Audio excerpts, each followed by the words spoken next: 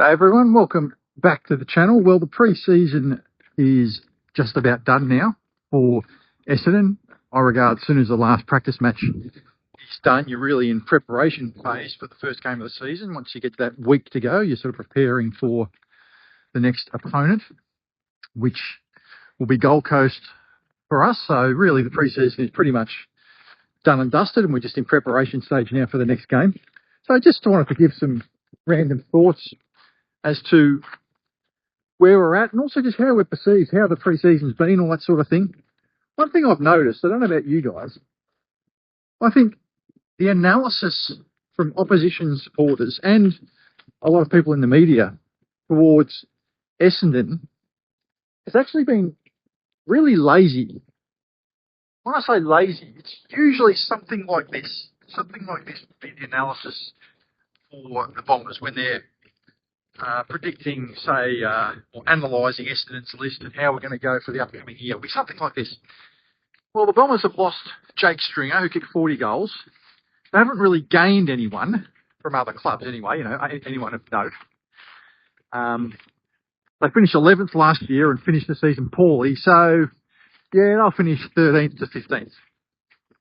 That's pretty much it. Wow, that's really lazy. Oh, and they've got, young draft pick, Isaac Kako. He'll be good, but he won't have much of an impact in his first year because he's young. That's pretty much the analysis. And every single person I've seen, pretty much, every single prediction, not that I care, all right? Not that I care. I don't care. I don't care. Yeah, but just something I've noticed. Every single prediction puts us about 14th or 15th. You've got the terrible trio down the bottom, North Melbourne, West Coast and Richmond. And then Essendon is sort of the next. Some people have sort of St Kilda in 15th and we're 14th. But generally speaking, we're in that sort of, most people put us sort of 15th. Sort of the worst of the lot other than the terrible trio. And that's basically the extent of the analysis. That's pretty much it. They go, well, they've lost Stringer, that's 40 goals. How are they going to replace 40 goals? They haven't gained anyone. They finished last season poorly, so I'll drop a couple of positions in my prediction, 15th. That's pretty much everybody's prediction.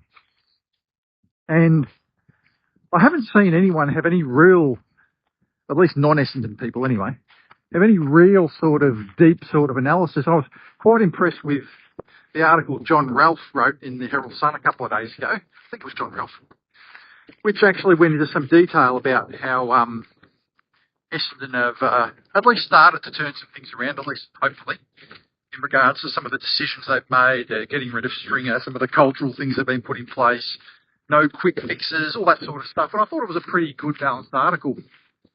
And I haven't really seen much of that. But I think, and this is something I've noticed with Essendon as well over this off-season, and it's, like I said, I've followed Essendon my whole life. We're a big club that normally has a lot of attention on us. Even when we're bad, we have a lot of attention on us. Like during the drug saga years, there was still a lot of attention on us. How we couldn't avoid the attention. One thing I've noticed this year, I have never, ever seen Essendon this far under the radar. Ever. Under the radar. I mean, we are so far under the radar that we can't see the radar.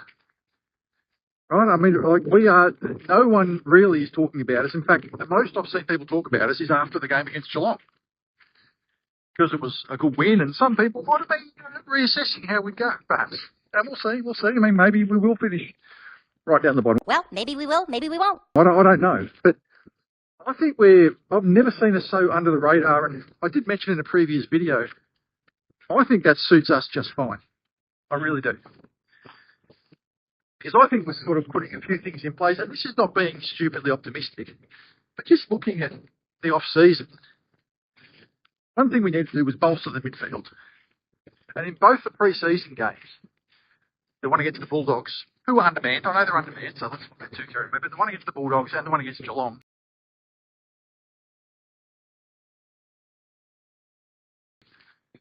Hobbs and Sarters both had a lot of the ball.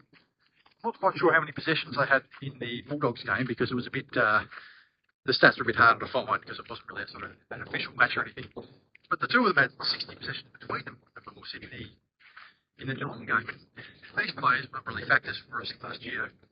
If you add to two 25 possession type midfielders to our team last year. That's a huge change to the midfield. That's a huge change. And it looks like Sartas will be that player. I mean, he's had a really good off-season, and he backed that up with good form in both the game against the Bulldogs and the game against Geelong. So he looks good. That totally changes the midfield completely. You know, having two reasonable players in there. I know they're not quite A-graders or anything like that, but you had a couple of players that can get that 25 possessions. It's not all about possessions. Hobbs does need to increase his, improve his disposals, his disposal efficiency, as does Sartas, but I'd rather be able to get the ball first. I mean, you can be the best kicker in the world, but if you can't get the ball, it doesn't matter, does it? And a lot of people just haven't taken that into account. They haven't taken it, those two players into account.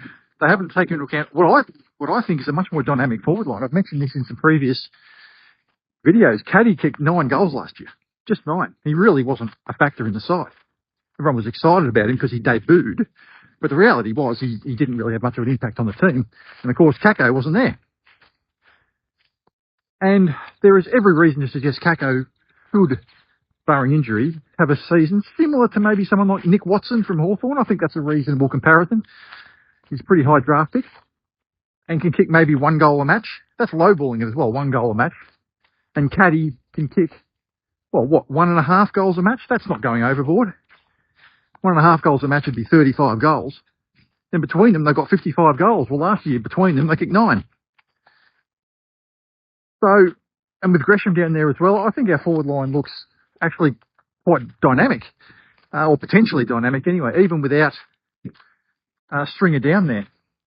So, I think we're very, very much under the radar. I think we're probably the most under the radar team in the AFL. Now, that might be justified. Obviously, when you haven't won a final in 20 years, people are not going to be talking you up, and you probably don't deserve to be talked up.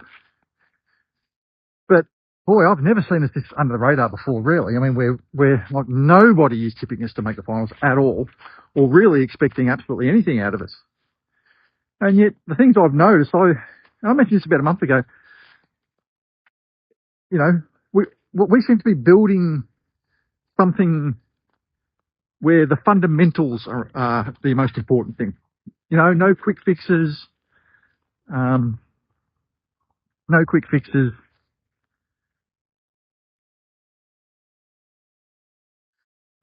strong culture in place, that sort of thing. So I maintain that optimism that I had earlier, but I just wanted to talk about just the perception from outside. I cannot believe the relatively lazy way that most people, with the exception, I said, of that article from John Ralph that I've seen, the lazy way that Essendon has been analysed, I think, by opposition fans and some media. So, yeah, what do you guys think of that? It's just something I've noticed. And like I said, I think it suits us fine. We haven't handled expectation well.